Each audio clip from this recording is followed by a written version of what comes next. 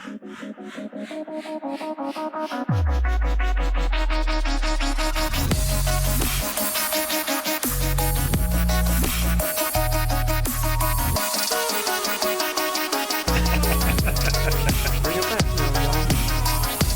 fuck up this time.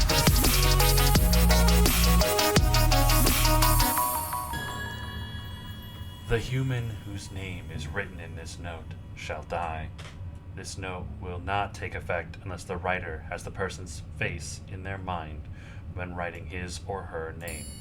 Therefore, people sharing the same name will not be affected.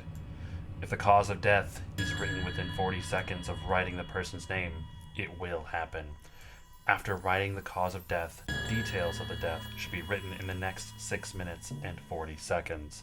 That is how to use the Death Note. Ooh, that's how to use the Death Note. What's going on, everybody? Welcome to another episode of the Men of Zen, an anime research podcast. My name is Brent. I'm Phil. And I'm Aiden. And today, you heard it. Whamp, whamp, whamp. Sound the alarms. We're doing Death Note, one of my personal favorites. So every time I think we do, like, maybe it's just one of our favorite shows.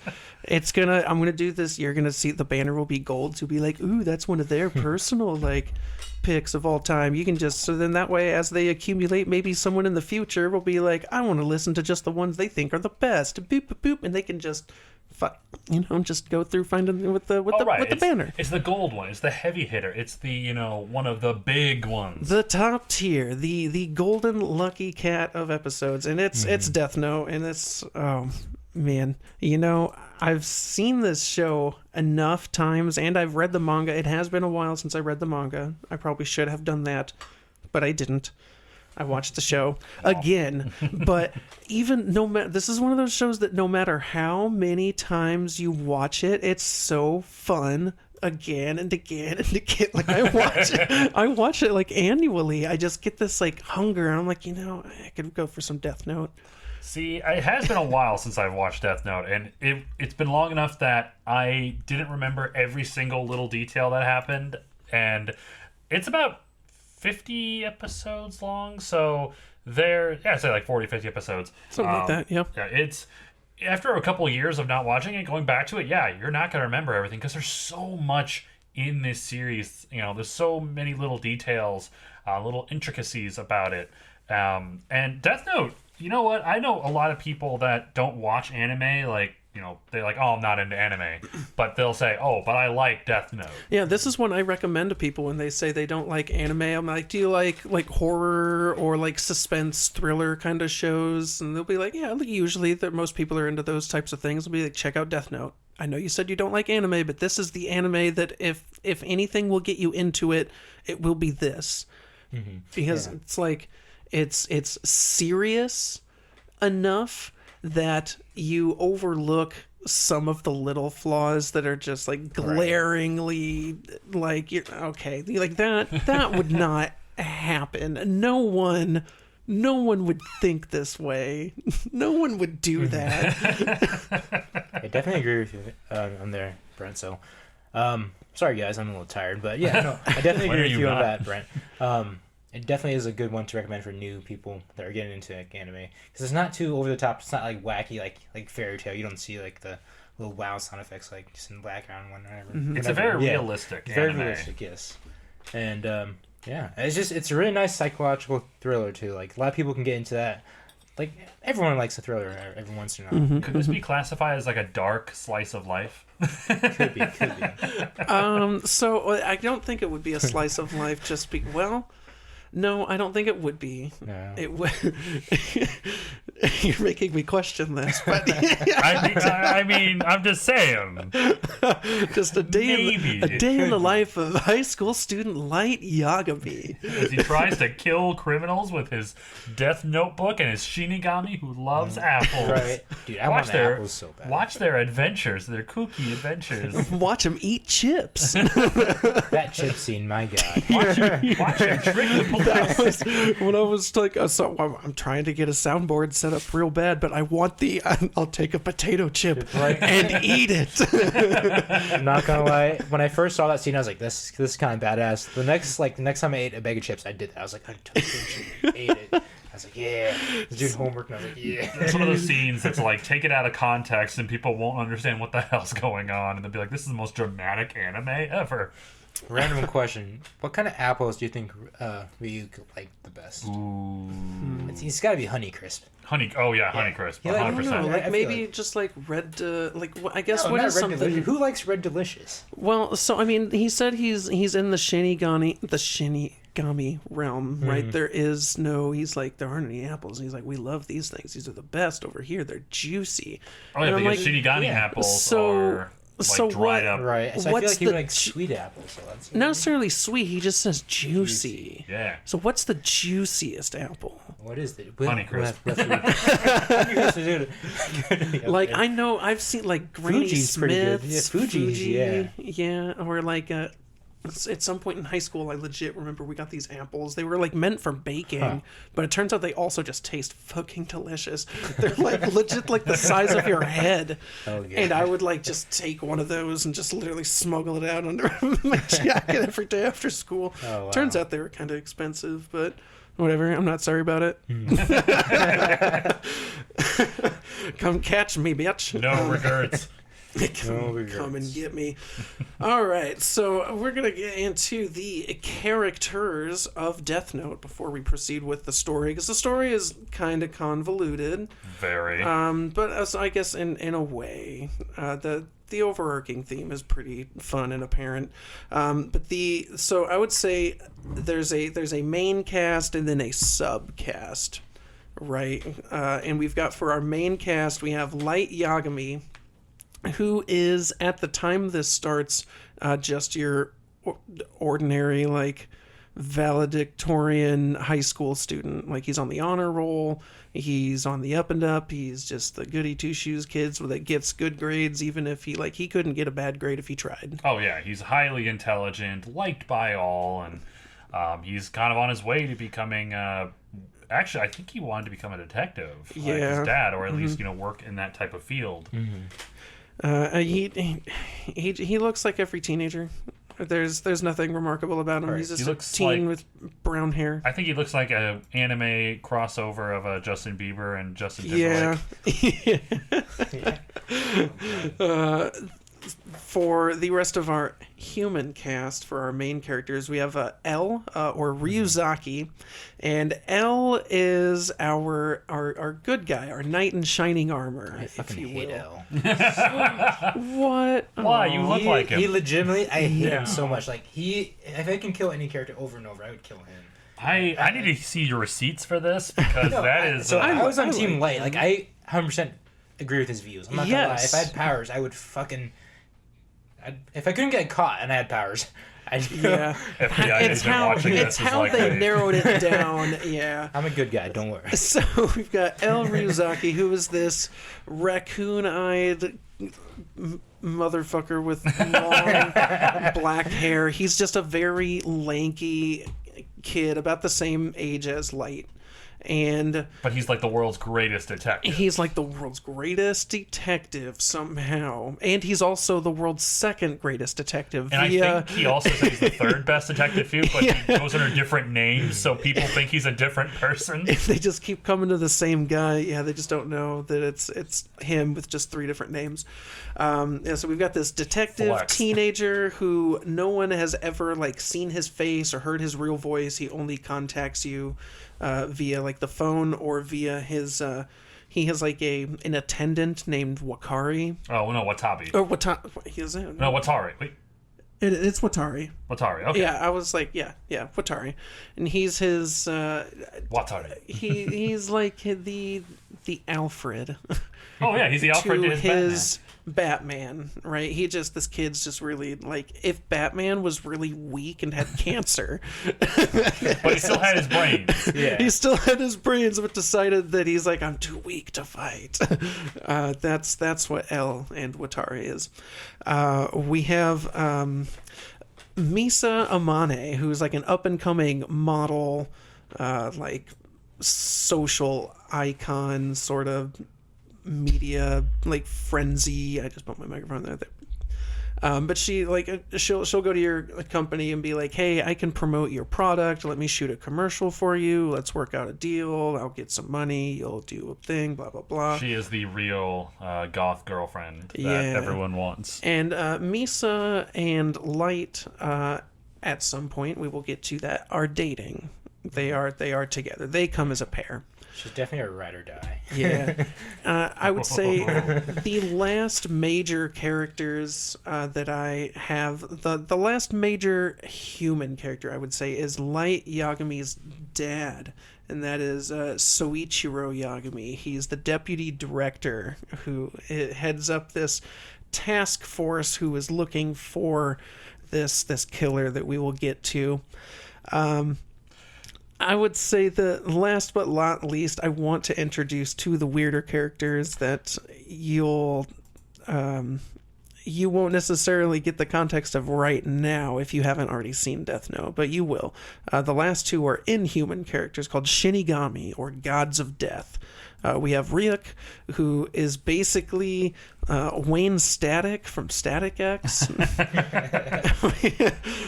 Just say picture that.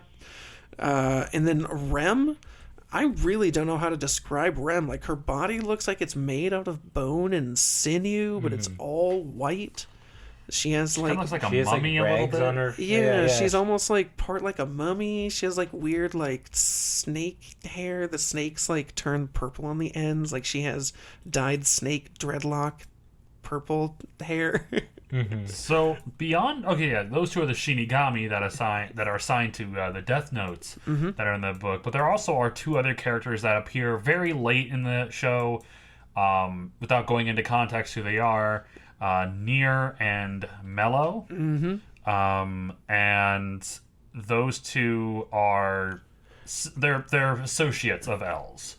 Yeah, we'll put it that way. Yeah, they're associates of L's.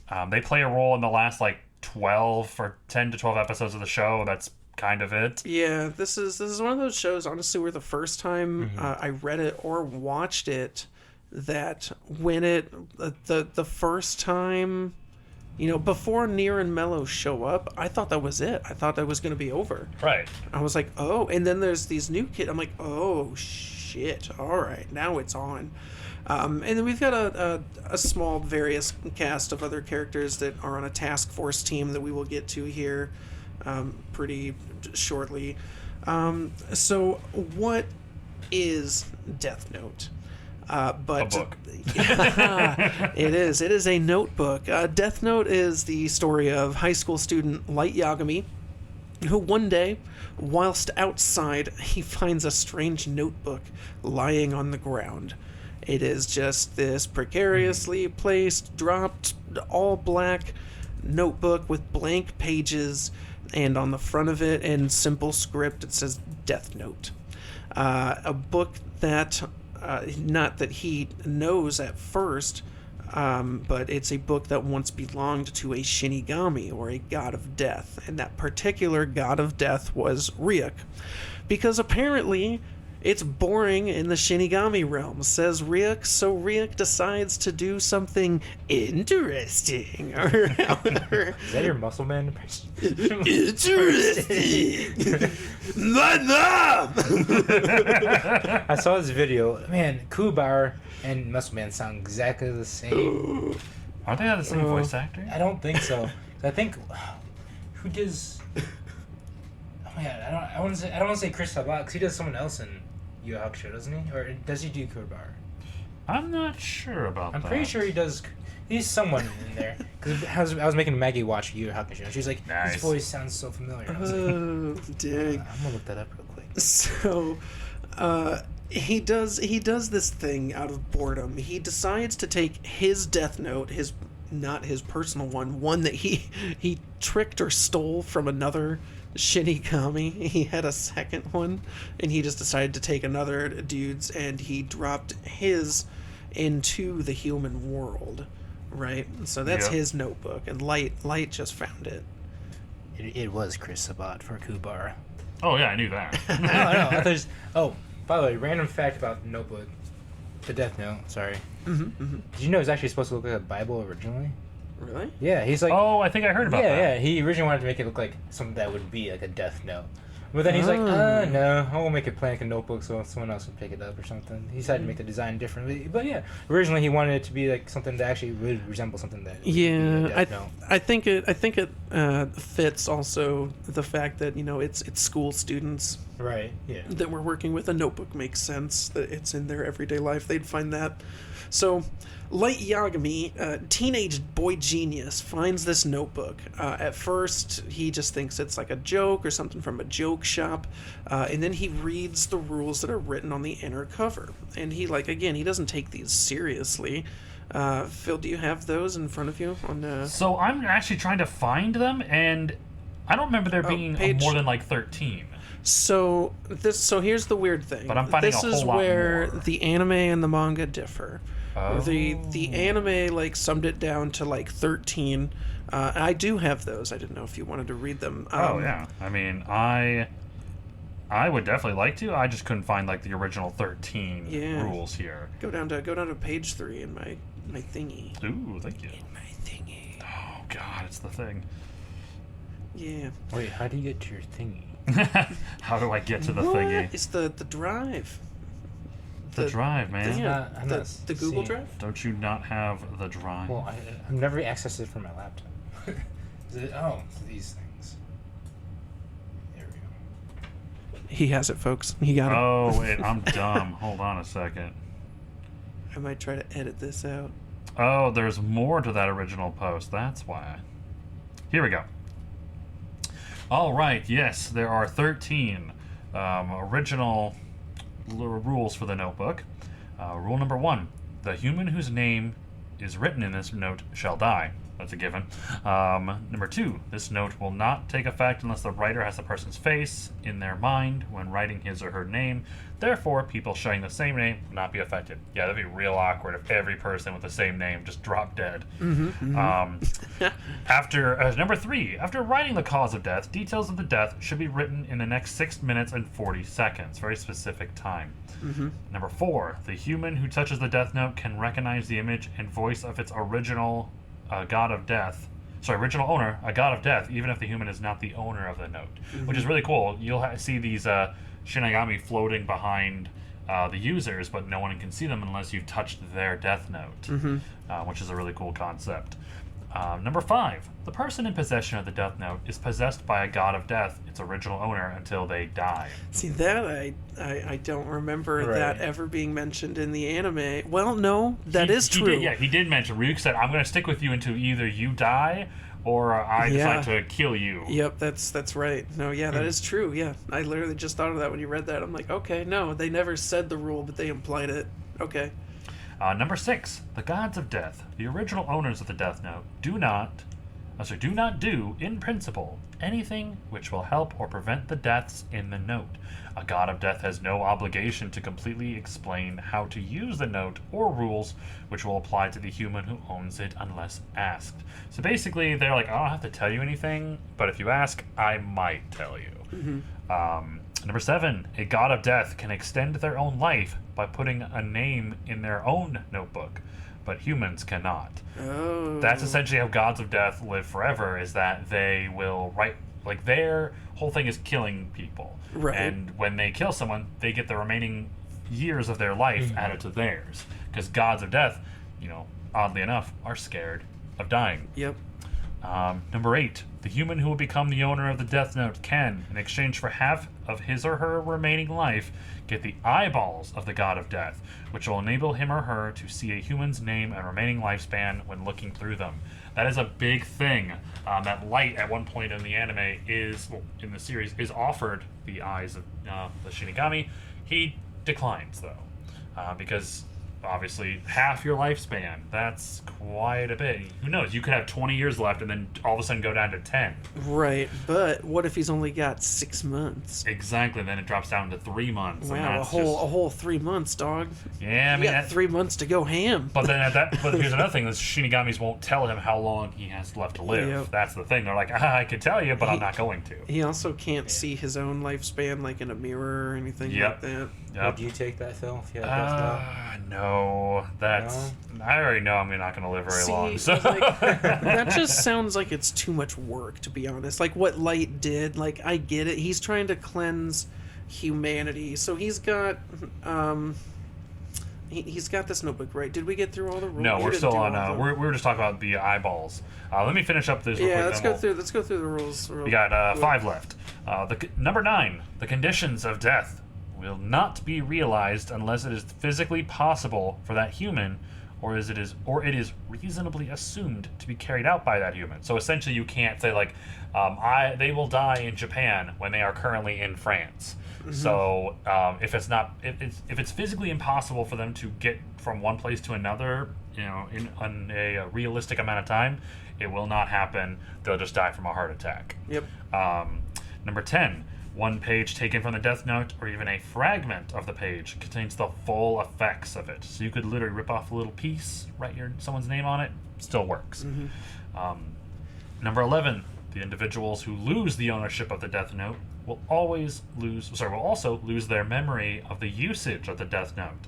This does not mean that he will lose all the memory from the day he owned it to the day he lost possession, but means he will only lose the memory involving using the Death Note. Mm-hmm.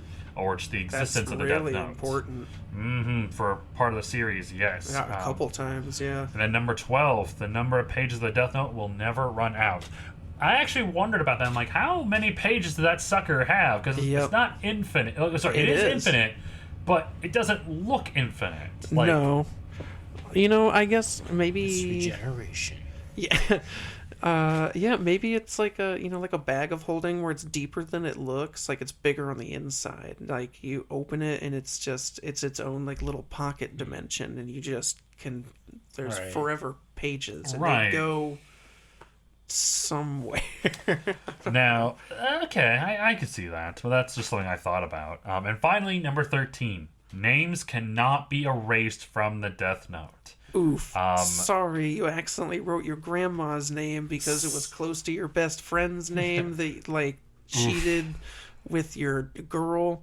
And you went to go write their name, but it was your grandma's name, and oops, now your grandma's dead. Now, fun fact. In the original concept of Death Note, there was actually going to be a concept of a death eraser. Specifically, during the early stages, when the original main character named Taru Kagami finds the Death Note, he accidentally uses it to kill several bullies, and Ryuk, who feels sorry for him at the time, humorous in itself, gives him a death eraser to bring them back to life. Oh, cool. That was in the original idea of I didn't know Death that. Note. Yeah. Yep. So that's neat. Yeah. So originally, Ryuk was more helpful, and you could bring people back to life by erasing their name. So just thought I'd throw that out there. So this is where I'll get back to the eye thing here. So Light begins to use this notebook, right? He picks it up and he's got this really strong sense of justice. Like he wants to he wants to make the world anew and cleanse it of all evil doing. So he starts testing this book out in various ways. Like he does like one or two. So in the manga it's different. It is a little bit more dramatic, but he tests it on a fellow student in his school. And it was like someone that was like kind of bullying somebody else, and he's like, that kid's like a bully or some shit like that, and he decides to write their name. And when they like stop showing up for school, he's like, oh, it worked. And then I'm pretty sure. Now, again, don't quote me on this. If you're a super expert on this, don't quote me. Maybe I'm super wrong, but I'm also pretty sure that in the anime, the first killing that he does, which is this guy who, what was it? Was it the bus one? No, not the bus. It was like the girl that was like getting beat up out in the alley or something. He knows who he saw the same guy on the news or something, and just like with his face and his name, and he's like, gotcha, and he decides to write his name. Wait, in the anime, I thought it was some guy that was holding these kids at a like an elementary school hostage. Yeah, it was like teachers. some girl. But it wasn't some girl from his school. I think it was just some, like, he had was No, just not the flipping girl on the TV. from school. No. Yeah, he was just flipping on, like, channels of the TV, and he saw that this news story was happening. This guy was holding these kids and these teachers hostage. And he decided to say, well, let's give it a shot. And then he writes the person's name in the note. And he's like, 30 seconds later, or 40 seconds later, he's like, of course, it's not real. And then all of a sudden, the guy just dropped dead. And all his hostages start running out. I don't know if that's the first one. I think that's the one that he did, like, live to confirm it. Oh, yeah. Because there's one where he's, like, outside, it's night, and there's, like, some girl that's, like, getting fondled by, like, 2 or 3 thugs in an alley or something. And then later on the news, he sees that guy's, like, name or face because he got, like, picked up by the police for something, or does he kill him that he couldn't have known his name? I think he did know him from school. Did he? Maybe that's what it was. Is that I think now this is again what don't quote me on. I think he knew him from school, and in the manga it's a bigger deal because he keeps attending classes and people recognize that kid no longer showed up. Right. They're like it's just a weird thing that the anime doesn't show. So he uses this notebook and he starts killing criminals as he finds out that, oh shit, this book really does work. I just gotta have a name and a face, and I just write their name and then they die. And he starts testing it. So it's a lot of people that he starts killing, right? Oh yeah. It is a lot of work. So would I take the ideal? I don't think that I would, because I don't think I would do what Light did. I don't think I would try to, like, become God and cleanse the earth of all of the evil people. I think I would use it sparingly and only, like, when absolutely needed. Because let's be real here. The only reason he really even thought about using the eyes was because he wanted to kill L. He needed to kill L. And because L was actually, L being the greatest detective in the world was actually, like, he was honing getting in close. on him. Yeah. And Ryuk's like, hey, you wanna kill L? I give you my eyes, but you give me half your life. And he's like, nah, I'll figure out another way. Mm-hmm. And if it wasn't for the fact that he needed the eyes, like, he could find people's names really easily. Yeah. And I guess I understand why he didn't take the eyes, but at the same time, if it's something that important, well, no, that's just the kind of person he is. Right. I feel like it's more of like he wanted the challenge of just trying to battle back and forth, and he had his pride too with it. Yeah, he's got this pride thing where he's like, I'm gonna come out on top, and I'm gonna be the winner. He's really arrogant. In a lot of ways. Yeah, he's a little fucking prick. But he is I like him a lot better than I do fucking L. He's the second horseman of the 4 horsemen who did nothing wrong. Right, exactly. He didn't do anything technically wrong. He killed people that were he was in like prison, he was like killing dying. Killers. Yeah. So I mean, people that actually kind of deserved it. Like if I had it, I don't know. I wouldn't kill random people like that, but I'd probably do like really bad people like he would, but like maybe people who would kill, like if I see someone killing cats, I'm like, you're next. That's just a lot of people. That's just a lot of work. It is. But then I don't know. I'd become a cool-ass Shinigami. You'd be, one night your friends would be like, hey, you wanna go out to a movie or something? And you'll just be like, no, I'm busy in my room. Right. Pans to my room later, me open a bag of potato chips, like, yeah. Are you eating potato chips? And you just hang up the phone as I hear like scribbling on a notepad. Just, me playing Overwatch. I remember the people who teabagged me playing Overwatch. I'm coming for you. That was like one of the best disses in like the mid 2000s when this came out. Like, I'm gonna write your name in the death note. Oh man, I remember that. That was like when we played Street Fighter. That was like the cool shit to say. Like Street Fighter 4 era. Hell yeah. So, so throughout Japan, all these criminals are dying, right?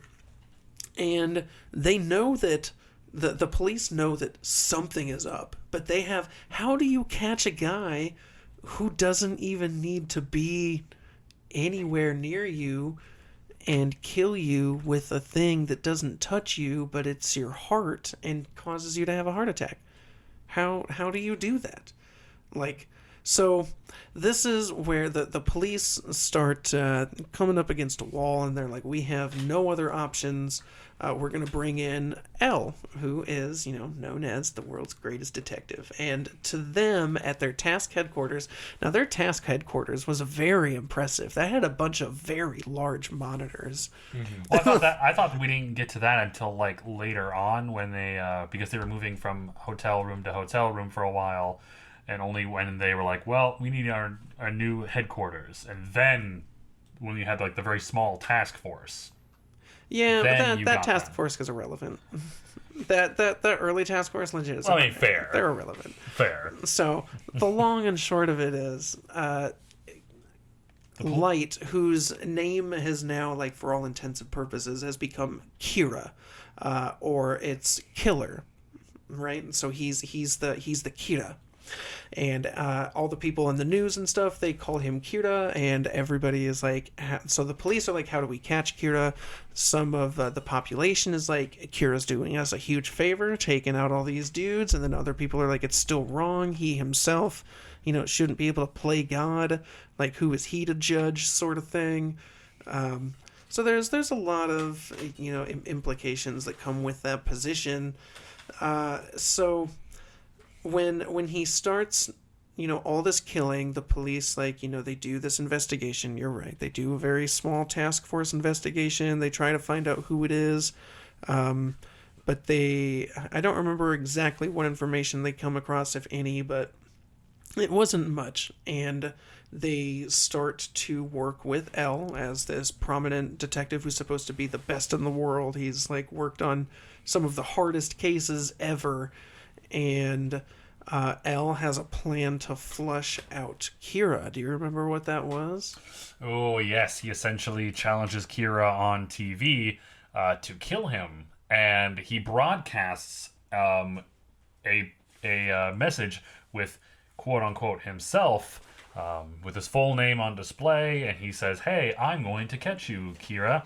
Of course, Light does not like being taunted, and he's like, how dare you talk to me like that? I'm the god of this world. So he writes his name in the note, which is Lind L. Taylor. Mm-hmm. And, of course, he dies, only to find out, that was not L. That was a stand-in. It was he was a convicted criminal who was set to be executed anyway. But essentially, L had put up a broadcast doing it one area of the world at a time, specifically starting in Japan.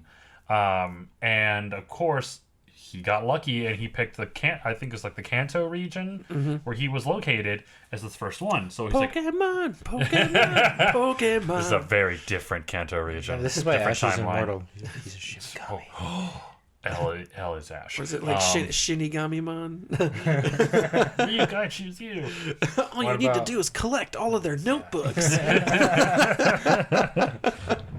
Pikachu, write his name in the notebook. Breed him. Oh God.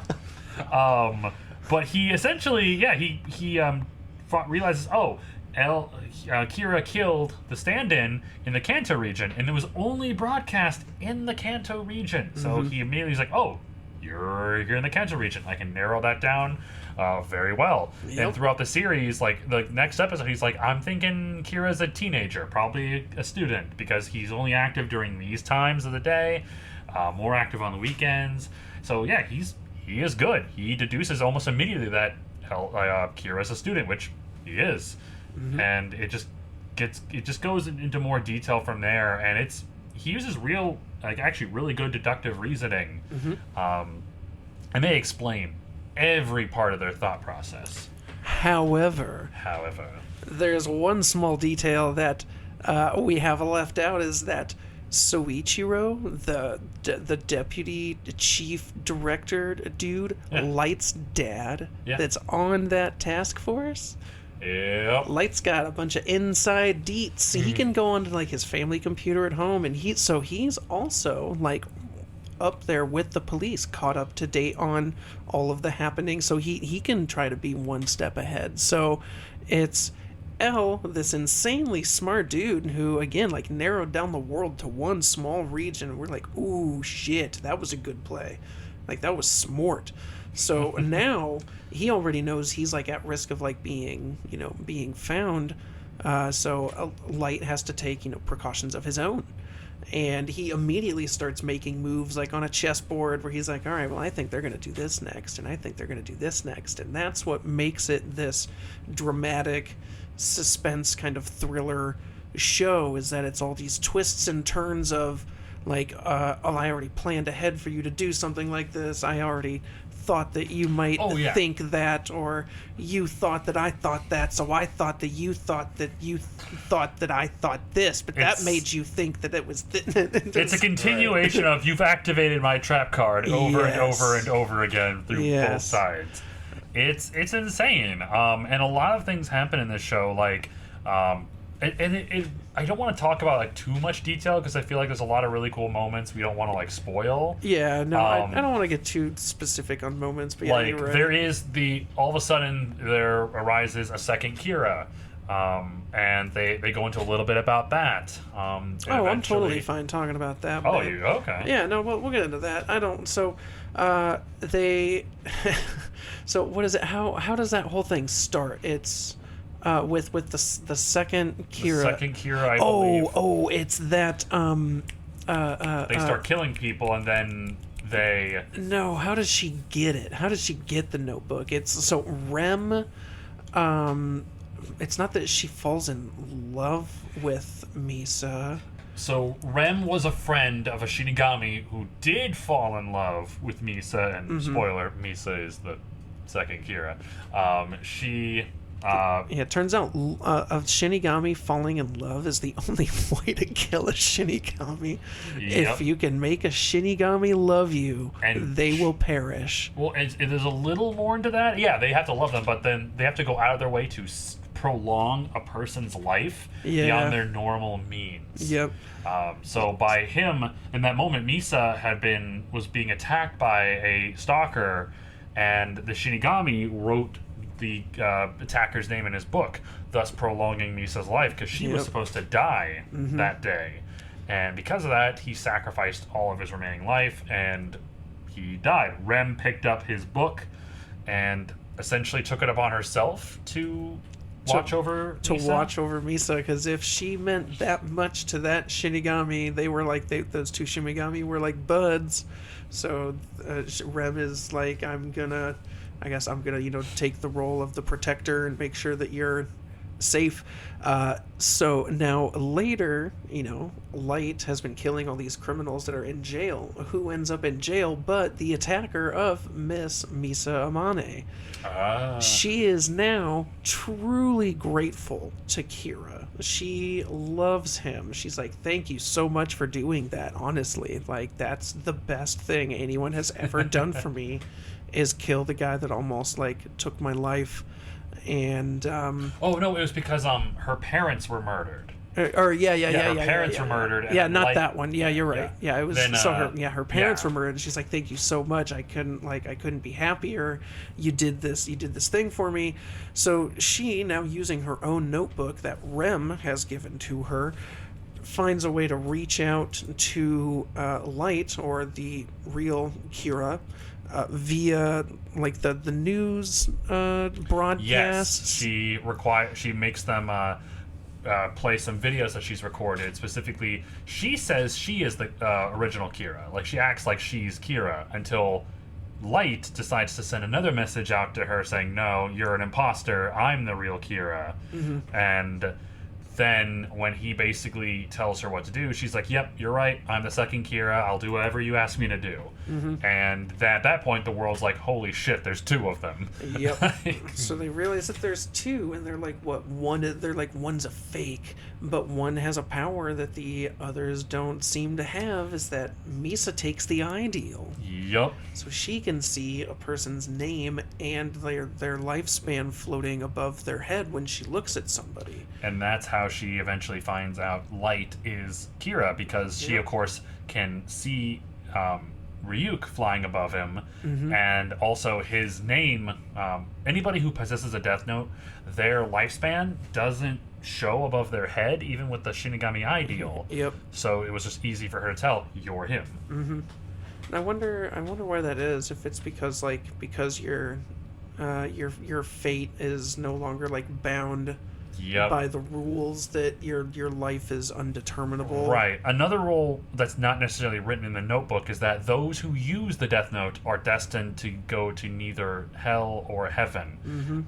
They are going to live they're essentially going to purgatory after death. Even just writing one name in the notebook, you're guaranteed to go to purgatory now. Yeah. So do you remember Aiden with they did like 2 fake rules? Do you remember what the fake rules are? The fake rules were a person who does not write a name in the notebook within 13 days of the last name will die. And then the second one was if the book is destroyed or damaged beyond use, anybody who's touched the book will die. Just because I think it also says something about like this book cannot be ripped or torn, because he was getting away with that using like bits and scraps of the notebook to write people's like name, or like how he did that thing with the bus jacker. Oh, yep. Because an L even like asks Rem, and I know we're going a little crazy here, but he does ask Rem like, "Can I write someone's name on a piece of the notebook and still kill people?" And Rem's like, "I don't know." Yeah, she's like, I do not know. That's actually a really good Rem impression. Yeah. Oh man. And for me, so like, I was reading about her, and apparently she was like the hardest character in the show to actually write about, to create. Really? Yeah. For Miso? Yeah. He's just he revealed that he was unable to keep the pace of Miso revolving around her loyalty and love for Light, or even her difficult moods and expressions, her attributes, as like a gothic Lolita fashion sense, which is another thing to look around. And she's just really hard to write in general. Yeah. Sorry, so she's like a pop model, fashionista, whatever you want to call it at that time. So a lot of her outfits are like super trendy, and she does have like, for an anime, she has a lot of like really complicated looking outfits compared to everybody else. So yeah, I could imagine that some of that would definitely be a nightmare to animate. No, for sure. I totally get that. Yeah, I can believe it. And I like Misa. She's a fun character that, because she is Kira, right? She is this second Kira, but she's also this really polite, fun pop star, like sort of vibe. So I don't know. There's something about that combination that's just, I don't know, it seems fun. Right. She absolutely is one of the most memorable characters in the show, and like, you can see her in any type of like media, and you could recognize her as a character from Death Note. She's right up there, I think, alongside Ryuk as a very memorable character from the show. Like, Light's, you know, he's very basic looking. Let's be real here. Yep. But Ryuk and Misa, and even L to an extent, all like surpass him in terms of like being able to be memorable. That's the word. But yeah, continue with your story, good sir. Yeah, no, you're good. So really, like, the last bit that I want to get to before we do a little bit of a time skip, because I'm not going to reveal exactly what happens at the end of this arc. It's a really long arc, essentially. The battle between L and Kira. So through some means, right, there's a bunch of detective sleuthing going on between those two, and L determines that the best way to find out because now he suspects L suspects Light as being Kira. He's like there's a like a 4% chance or something. And he's like, well, that's like super low. And he's like, yeah, but that's like pretty high in regards to anything else I've got. So I'm going to run with that. Oh, right. But he just like immediately is like, I think it's you. And he's just like out like in the open with it. And so Light is like, oh, what are you talking about? And it's like, no, I'm not. I'm not Kira. If it were me, how were people still dying right now? Well, that gets back to another rule in the book, is that you can write down their name and then you can determine how they die. Like when you were talking about their feasibility of the thing. Like, there are some that are really intricate that he does that are really cool, where he forces, somebody to do a certain action. Other things are like he can make people write letters or draw a picture of something that they know. But yeah, like you said, like they can't like die in a foreign country if they're locked up in a jail cell. How are they going to get there? Right. Or they can't just be like shoots himself. Where is he going to get the gun? Exactly. They also can. He can determine like when they die specifically. He can like this person will die 3 days from now at this particular time, because obviously he doesn't want to. He wants to spread out the killings, but L basically is like, oh, I could totally imagine you could determine when they die. It's like, well, shit. Well, there's one that actually I kind of question, and this is the one where the bus jacking. I'm not going to get into the details about the bus jacking itself, but there is a scene that involves a bus jacking, and there is a man that does the bus jacking himself. He ends up dying, but he steps into traffic, and this was due to a pre-planned thing that Light writes in the death note for this guy, right, to seal his fate. Now, he says steps into traffic, hit by vehicle, some bullshit like that. Right. What if that road had construction on it that day and there were no cars? But then there wouldn't have been a bus in that area. Well, not necessarily. Like, what if it's like a one way and that's like the dead end of the street or some shit? Like, oh damn, I didn't foresee construction over here today. Dang. Like, what if, or through some other means, what if there was no traffic? Because the Death Note doesn't determine the fate of others moving around you. Like, I never came across anything like that. So what if there was no traffic? Would he just like get off the bus and have a heart attack? I think so. Yeah, I can believe it, because if the person cannot die through the means that you write down, it automatically turns into a heart attack. Right, but yeah, it's just, I don't know. It's one of those things where, because all the other times where it's like something that they can't do, they just like die of a heart attack like there on the spot. So It's just interesting that this one guy would be like go through this really intricate course of actions just to be like, well, can't do this action. Death Note. Yeah. So beyond that, because Light is, the deputy director's son, because he's a super smart teenager, he weasels his way onto the task team that is hunting for him. So it's Light and L looking for Kira at some point. But there's a plan. However, Light gave up possession of the notebook. Oh, yep. And because of those rules that we read earlier, he forfeits all memories involving the notebook and only the notebook. So now he's like, L, you're silly. I would never do that. I could never be Kira. I would never do those things. That's not me. Look at me. You know me. Come on. And then you know me best, buddy. They practically end up living together, quite literally, because L is still like suspicious of Light that entire time. Yeah, and there's and their relationship is honestly really fun. And then he also suspects Misa Amane as being the second Kira at some point. So it's strange that, those two are dating, Light and Misa, now somehow through some random means. And he's like, I think it's you two, but again, I don't know how. But again, Misa forfeits owner of her notebook. So she's like, I don't remember. That's not me. But I do like Kira. She's like, I'd fall in love with him and marry him, blah, blah, blah, if I knew who it was. Fair. Yeah. So he's on the case with L, the guy who has solved some of the world's toughest cases. And L thinks he has a plan to catch Akira. Hello, I'm Chris Hansen. Why don't you have a seat? Oh, man. So there's... we're not going to reveal exactly how that arc ends because there is another brief arc that we will talk about very briefly here before we quickly get into some of the stuff about these guys and the creation of this and actually do some history. Right. Like, there's so much little details and intricacies throughout this show that, like, we could never do it justice. Yeah. You have to watch it. It's just, so good. There's so many, like, gotcha moments and surprising events. It's so good. You need to watch it. Yeah, a lot of twists and turns. Right. What a twist. Random question. Random fact to throw out there.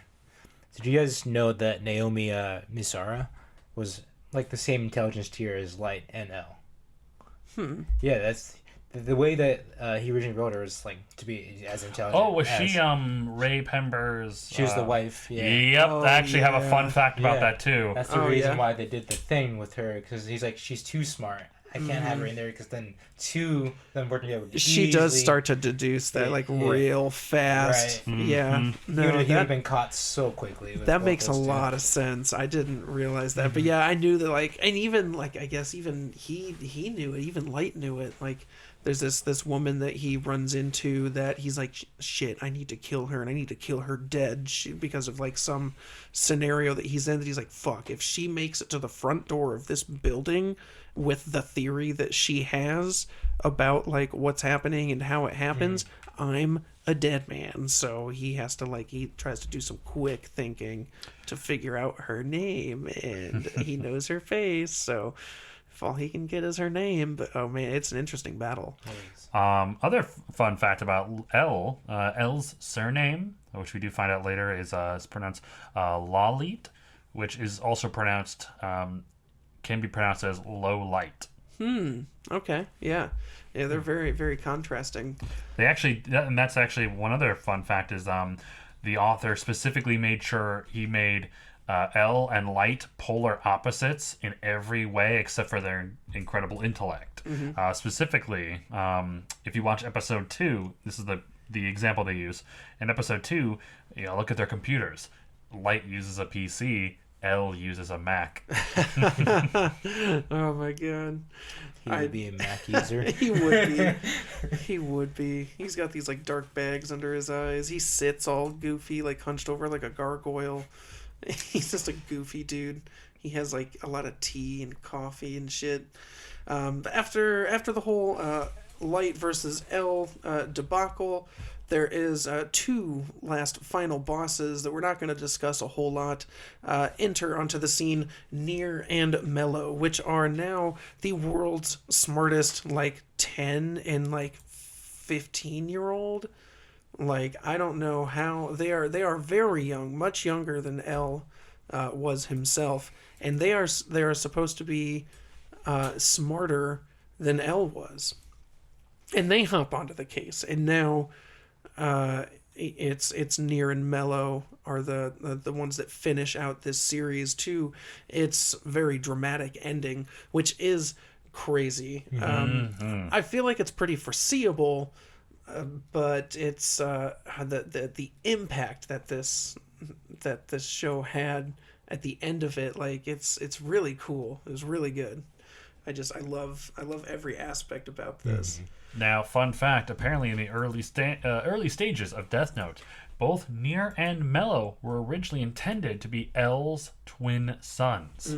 But the reason why they changed it was because Oba and Obata, to the people that worked on, those are the authors of it. Yep, could not imagine L having sex. Yeah. So they just took that out of there. I don't know. I've seen a lot of girls simp over him online. I mean, good for them, but So, speaking of that, do you guys have any last bits that you want to bring up about the show before we move on? We're kind of running short on time, so I'm going to have to speed through some of these. So, one less, not necessarily about this show, but without going into any spoilers, Light does make an appearance in another anime, not done by the same author, not done by anybody who worked on Death Note, but the animation studio who did the animation for both of them, they hold on. I can't show it obviously on screen, but he appears in the anime Death Parade.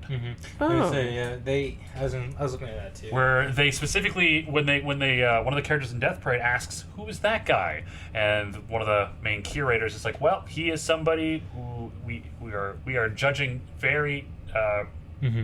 He's very special. We're judging him in a weird and a different way that we normally do, based off his actions and life." Right.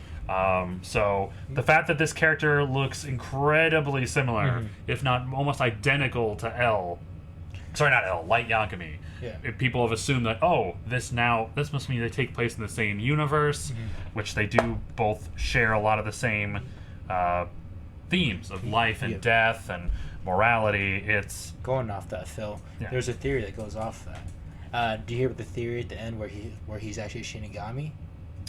I did hear about that. Where like, because you see a Shinigami at the end with the same tie as Light has wrapped around his head, and he's floating around, and then my god! And then that goes into a tie with like Ryuk said, where Ryuk's like, we Shinigami. let me see like here. You deal like the worst fate than death. Right, yeah, it's like, let me see here. You're saying you can't go to heaven or hell, so you're stuck in like a purgatory. And then Light's just like, hey, I don't die. But that particular picture and scene really makes me want to watch Death Parade. Right. And Yeah, I've never heard of that. it's a very good one, actually. It's very similar in like theme, but it's basically these people, they die and they go to this purgatory theme, like it's a bar, but it's purgatory, and essentially That would make sense. you are judged. Like always a bar. two people enter, one goes to hell, one goes to heaven. And you basically do these challenges that determine the barkeep is like the grand vizier of the place, like something like that. He's the leader of purgatory, and he decides if you're good enough to go to hell or heaven. Where do you it's think really cool. Light went? I thought you were gonna. They don't actually specify. They don't specify what happened to him. They show him on TV and that's it. I feel like that boy's like ideas were altruistic enough that he probably went to heaven. That sneaky snake. he already knew what God was thinking. In fact, he had a plan. It's like, activate my trap card. Monster Reborn. See, I thought you were going to mention Full Metal Panic, because Misa's actually mentioned briefly in there. Really? In Full Metal Panic? Yeah, and then there's a shot of shit. L too. What? Yeah. Oh, that's cool. I didn't know that. Dang. But yeah, let's go into some history. Woo! Writer, illustrator. For the writer, we have Sugumi Oba, and the illustrator is Takeshi Obata. And so I will say this is going to be pretty short because there really isn't a ton of information. In fact, the first sentence that I know, it's Obata I do. Sugumi Oba, the writer, do not have a whole lot on, specifically because Wikipedia's even very first sentence and other articles that I found, Sugumi Oba's real identity is a closely guarded secret. And say he has a pen name. Yeah, it is. But it's a pen name for a pen name. Oh, right? no. it's Inception. It's many layers deep. Watch him actually be L. My name is Ryozaki. Oba said they never thought of becoming a manga creator, expecting the Death Note pilot to be passed on by Weekly Shonen Jump. They have since cited Shotaro Ishinomori and Fujio Akatsuka as manga creators by whom they are heavily inspired. Despite being an author, Oba does not read much. Instead, they watch a lot of movies, being especially fond of those by Akira Kurosawa, known for things like Seven Samurai from 1954, The Hidden Fortress in 1958, and Yojimbo from 1961. Also, Charlie Chaplin. They cited comedy as their favorite genre and prefer Japanese films to American ones. The author described themselves as a clean freak and usually cleans once a day. Oba is fond of art lithographs, collects teacups, and develops manga plots while holding their knees on a chair, the last being similar to a habit of L, one of the main characters of Death Note. There is speculation that Sugumi Oba is a pen name of manga artist Hiroshi Gamo, notably by Toshio Okada. Among other supposed hidden clues in Oba's work, supporters of the theory point out that in Bakuman, the main character's uncle was a one-hit wonder manga artist who worked on a gag superhero manga, similar to Gamo and Totemo Lucky Man, and also that the storyboards drawn by Oba resemble Totemo Lucky Man in style. I don't know if you still have that thing open or not on page 5. I have some comparisons, actually, of Oba's and then Obata's work. So, essentially, what it is that they think that Oba is also this other guy named Hiroshi Gamo, who is, again, just another pen name. Mm-hmm. And they think that because Hiroshi Gamo... Do you have that thing up? Yep. Oh, yeah. So the one on the bottom left, that is... what was that called? Totemo, right? Lucky Man. Oba's is the image above that, directly above that on the left. But that's just his sketchboard. Right. So what's really cool is you can see a really good idea of why their works are different. So Oba comes in with his on the left, and he says, hey, this is my idea for how I want the panel to be. This is the things they're going to say and the things they're going to do. Obata says, okay, here's my idea. We're just going to maybe move some panels around. But his angles are super dynamic from the side. Everything's super action and intense, where Oba's looks like it's just... a rough outline of some goofy looking characters. It's I don't know. Is that you? Is that you? Are you being a sneaky snake? Brent, he just dies of a heart attack. As soon as we leave here. Whoops. When asked in a Viz.com interview May 28th of 2012, he said, tell us about your process for creating manga with Obata Sensei. How do you guys hold a meeting? Do you ever disagree with each other's opinions? Sugumi said, I do not meet with Obata Sensei. I discuss things with my editor and create the storyboards. They are then given to Obata Sensei, who creates his own storyboards and passes them on to our editor and me. Only minor changes are made and we never have any disagreements. The perfect pair. What makes you happy to be a mangaka? Sugumi replies that you can work and smoke whenever you want. What a G. So, if this is in fact Hiroshi Gamo, real quick, he was born August 17th, 1962. He's a manga artist known for the works in the magazine Weekly Shonen Jump. His most famous work is the gag manga series Totemo Lucky Man. Is this you? I think it might be. It might be. We'll move on real quick then to Takeshi Obata, the illustrator. His is much more interesting.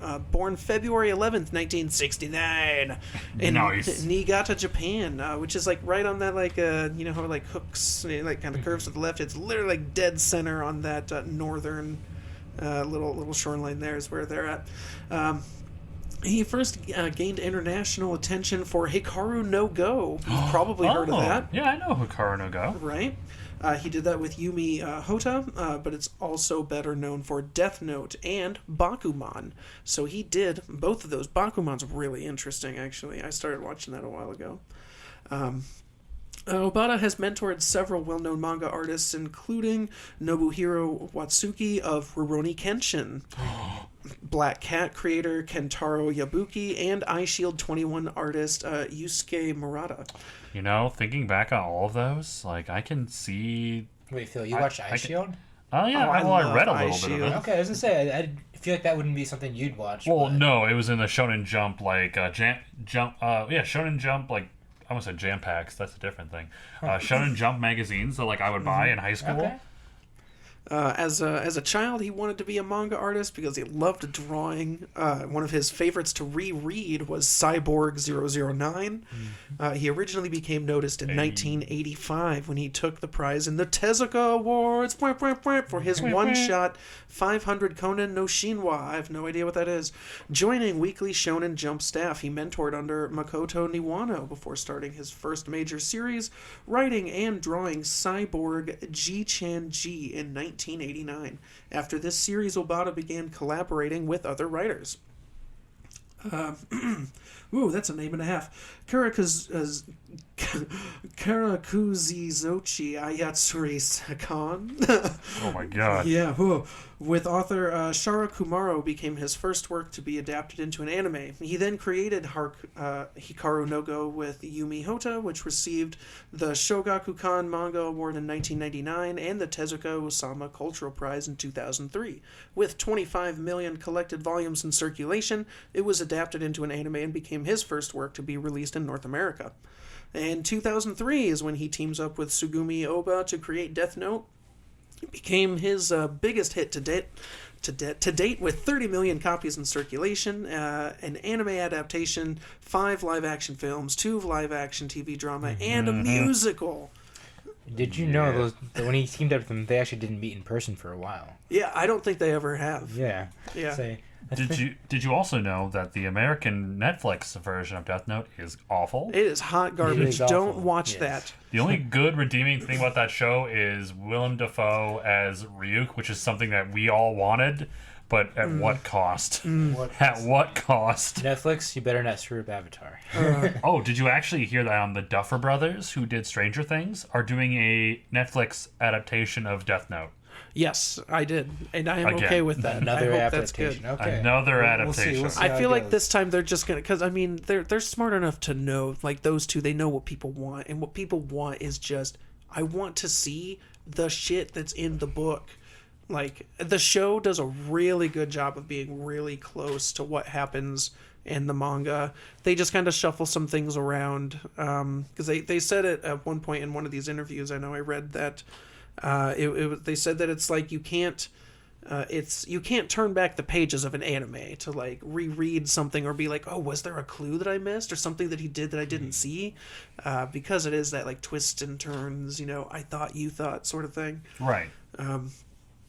Yeah, no, so that was in 2003 when he did that, and there was a musical. I am interested in the musical. I want to see that. I don't. I would be curious as to what... I'm down to see the musical. Like, dude, I mean, have you seen, like, the Naruto, like, stage musical the productions? Naruto musical was actually really good. Dude, that looks legit. I bet if they would do that shit, but it would be Death Note. It'd be like Ryuk flying through the air doing stupid stuff, throwing ribbons and shit, and Rem would be up there doing shit, and like people would be dying, and they'd be throwing red ribbons. And at the end, instead of throwing flowers for an encore, you throw apples. You throw apples. I just don't like musicals. Any TV show that has a musical episode, I skip it because I do not want to watch it. We're doing a musical episode next. No, we are definitely not. It's a musical. Yeah, I don't know. Is there an anime music? Well, no. There probably is a few. Hey, if you join our Patreon, there might be. It might be. Patreon.com/The Men of Zen. You can help us out for $3 a month and get access to 2 bonus episodes every single month. Every off week is another bonus episode. And if you want to get musical, this next one is going to be DMC. That's right, the man himself. You know, the vampire dude. Not Devil May Cry. Detroit Metal City. Ooh. Yeah. Gotcha there. Different DMC. And then I'm like, oh no. It's hilarious though. Go check us out, please. Patreon.com/The Men of Zen. Thank you. Thank you. I'm giving you a virtual hug. So here's another cool fact that I think that you will really enjoy is that Obata served as the artist of the Blue Dragon Ralgrod, a manga adaptation of the fantasy video game Blue Dragon. I love that game. He did that from December 2006 to July 2007, but in that fall he drew the short story Hello Baby, which appeared in Jump Square, and this was followed a year later by Euroboe Ouroboros. I've never heard of that one. Nope. He then reunited with Sugumi Oba for Bakuman. Word. So it's the dream team at it again, and that's why I love Bakuman. It was super interesting. It was a really cool show. And that ran from August 2008 to April 2012. It was Shueisha's first manga to be released online in multiple languages before becoming available in print outside Japan, and had over 15 million copies in publication as of May 2014.